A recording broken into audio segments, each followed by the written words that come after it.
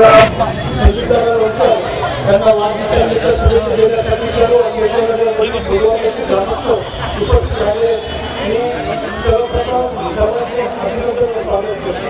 मला बोलायला संधी दिली त्याबद्दल सर्वप्रथम धन्यवाद.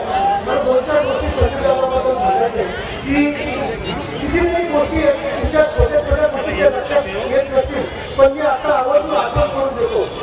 आपल्या भागामध्ये मांजरी ते हडपसर या भागामध्ये बस चालू करणं एकमेव संगीतकारांनी पुढाकार घेतला.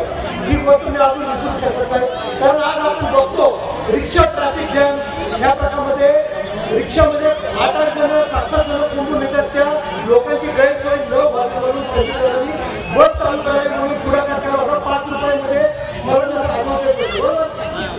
त्यानंतर इथे केशवनगरमध्ये जे मंत्र सिटी आहे तिथे त्यांनी जे प्ले ग्राउंडसाठी जो प्रयत्न केला आहे, जे आम्ही ग्रामपंचायत असल्यापासून ह्या ग्रामपंचायतच्या विरोधात म्हणत होतो की लोकांना प्ले ग्राउंड असावं, तर ते आज प्ले ग्राउंड आपल्या मंत्राच्या तिथे झालेले.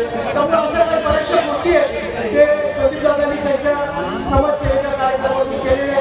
आणि मी जरी काँग्रेसचा आणि शिवसेनेचा असलो तरी मी BJPचे जे संदीपदादा आहेत त्यांना मी हार्दिक शुभेच्छा देतो. आणि त्यांनी असंच केशवनगर मुंडवा या ग्रामस्थांसाठी काम करत राहावं अशी मी प्रामाणिकपणे इच्छा व्यक्त करतो. धन्यवाद.